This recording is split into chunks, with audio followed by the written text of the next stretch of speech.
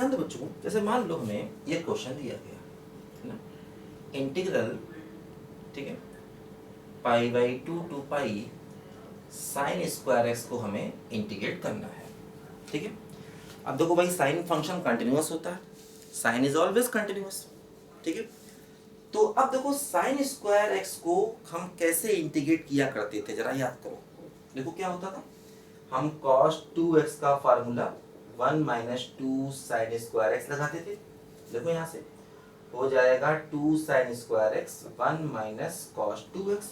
देखो यहाँ से साइन स्क्वायर एक्स हो गया 1 माइनस कॉस 2x बाई 2। ध्यान, ठीक है। देखो क्या किया हमने यहाँ पर, ये पाई बाई 2 से पाई हो गया, साइन स्क्वायर एक्स को लिखा 1 माइनस कॉस 2x बाई 2 और dx। ध्यान दो, ठीक है। अब देखो क्या किया, ये 1 बाई 2 तो बाहर आ गया, 1 का इंटीग्रेशन x हो गया, है ना।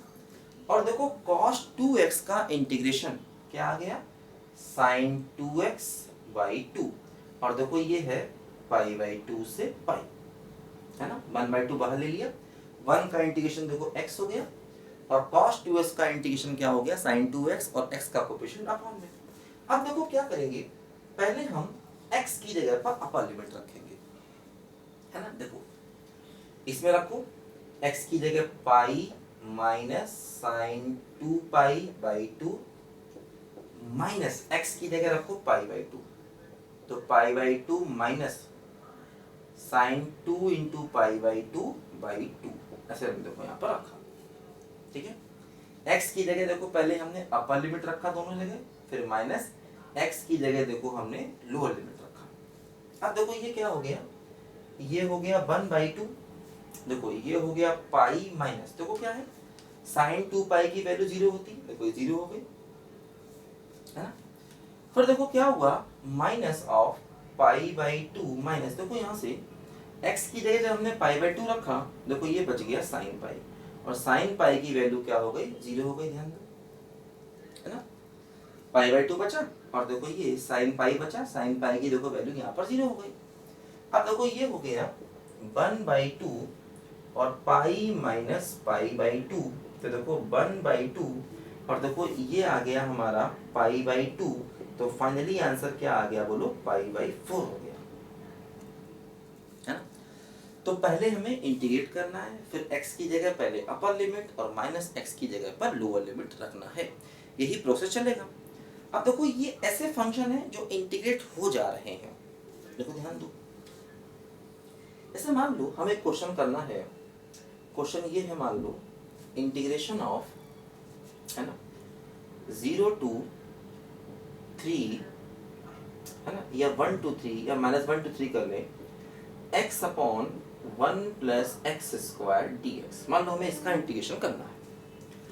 अब देखो इसमें ऊपर x है और नीचे देखो 1 प्लस एक्स स्क्वायर है, तो हमें क्या करना होगा, देखो नीचे का डिफरेंशिएशन ऊपर है, इसलिए 1 प्लस एक्स स्क्वायर को t मानना होगा, है ना। ध्यान दो, 1 प्लस एक्स स्क्वायर को हम t मानेंगे, तो उसका डिफरेंशिएशन ऊपर है, तो ये हमें इंटीग्रेशन, है ना, बाय सब्स्टिट्यूशन करना होगा, ठीक है। देखो ध्यान कैसे करेंगे, हमने सबसे पहले क्या किया, देखो 1 प्लस एक्स स्क्वायर को t माना, ठीक। अब हमने इसको डिफरेंशिएट किया, तो 0 प्लस 2x बराबर dt बाई dx। देखो हमने क्या किया, x dx की वैल्यू लिख दी dt बाई 2, है ना। देखो ये वैल्यू यहाँ रखो, इंटीग्रल -1 से 3, और देखो ये हो गया 1 बाई टी, है ना, 1 बाई टी, और देखो x dx की वैल्यू क्या हो गई, dt बाई 2 हो गई, ठीक है। अब देखो ये 1 बाई 2 बाहर आ गया, 1 अपॉन टी का इंटीग्रेशन क्या होता है बोलो, log ऑफ मॉड टी होता है, -1 से 3, ठीक। अब देखो क्या करेंगे, यहाँ पर ध्यान दो, t की वैल्यू वापस रखेंगे, तो देखो ये हो गया 1 बाई 2, टी की वैल्यू वापस रखो, तो हो गया log mod 1 plus x square -1 से 3। अब देखो 1 बाई 2, पहले x की जगह अपर लिमिट रखो, तो हो गया log 9 प्लस 1 यानी कि 10 माइनस x की जगह पर लोअर लिमिट रखो तो -1 प्लस 1 क्या हो जाएगा 2, तो देखो ये हो गया log 2। ठीक है, तो देखो क्या हुआ कि पहले हमने इसको t में इंटीग्रेट किया, फिर t की वैल्यू वापस ही रखी और उसके बाद x की जगह पर लिया हमने अपर लिमिट और माइनस x की जगह पर लिया हमने देखो लोअर लिमिट। अब देखो इसको हम लिख सकते हैं 1/2 और देखो ये log m minus log m, तो log m/n, तो देखो ये हो गया 1/2 log ऑफ 5 बेस e, है ना। ऐसे देखो यहाँ पर ये आ गया log m minus log n, तो log m/n देखो log 5 आ गया फाइनली आंसर। देखो अब इसी क्वेश्चन को हम एक और तरीके से भी कर सकते हैं। देखो हमने इसमें क्या किया, हमने t को वापस x में ट्रांसफर किया फिर लिमिट को रखा, क्योंकि देखो ये जो लिमिट आप देख रहे हो ये एक्चुअली x की वैल्यूज होती हैं।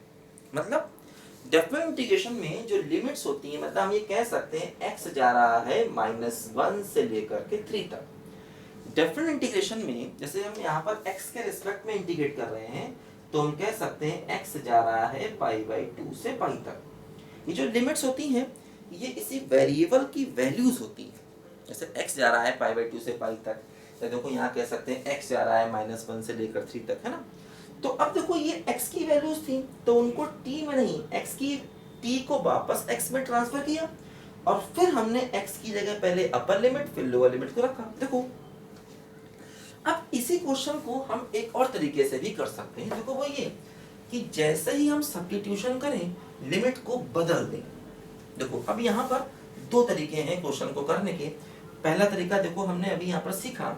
अब देखो इसका सेकेंड मेथड ये होता है, जैसे मान लो हमें ये इंटीग्रेशन करना था -1 से 3x/1 + x² dx। हमने 1 + x² को t माना, है ना, इंटीग्रेट किया तो x dx बराबर dt/2 हो गया। देखो ये सारी वैल्यूज यहाँ रखी तो ये हो गया t, है ना, और x dx क्या हो गया बोलो dt/2। अब देखो ध्यान दो, अब हम क्या करें, जैसे इसी में सबसे पहले x को रख दें -1, तो देखो t क्या हो जाएगा 1 + 1 यानी 2, तो देखो इसकी लोअर लिमिट 2 हो गई, है ना, लिमिट को चेंज किया। देखो नई लिमिट t वाली हमने यहाँ रखा, पहले x को -1 रखा t2 हो गया।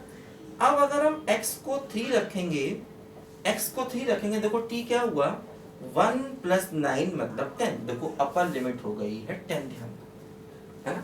तो हमने क्या किया, जैसे ही सब्स्टिट्यूशन किया लिमिट को चेंज कर दिया और ये मेथड ज़्यादा अच्छा मेथड है, आगे से हमेशा हम यही लगाएंगे, ध्यान रखना।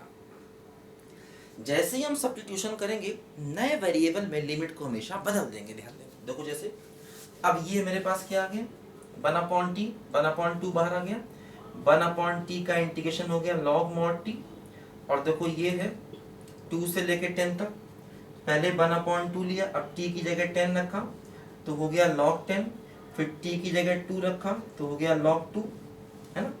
अब देखो ये यहाँ पर हो गया 1/2 और देखो log बेस, और देखो ये हो गया 10/2, तो देखो ये हो गया 1/2 log 5 बेस e, और यही हमारे क्वेश्चन का आंसर है ना। तो ये मेथड ज़्यादा अच्छा मेथड है जिसमें हम जब भी कभी सब्स्टिट्यूशन करें तो लिमिट को तुरंत बदल दें नए वेरिएबल में, ध्यान देना हमेशा। देखो ये जितने भी क्वेश्चन हम कर रहे हैं ये सब क्वेश्चन कंटिन्यूअस है। देखो ये टर्म भी -1 से 3 में कंटिन्यूअस है, क्योंकि देखो डिनोमिनेटर कहीं भी 0 नहीं हो रहा, इस लिमिट में डिनोमिनेटर की वैल्यू कहीं भी 0 नहीं हो रही है। तो ये जितने भी क्वेश्चन हमने किए हैं ये सब पूरी लिमिट में कंटिन्यूअस है। अभी हम ऐसे क्वेश्चन भी करेंगे जो अपनी लिमिट में कंटिन्यूअस नहीं है, डिसकंटिन्यूअस हो सकते हैं, उनको भी अभी हम करेंगे, ध्यान दो, ठीक है। तो इसको लिखो जरा बच्चों ध्यान से। तो ये मेथड ज़्यादा अच्छा मेथड है, हमें ध्यान रखना।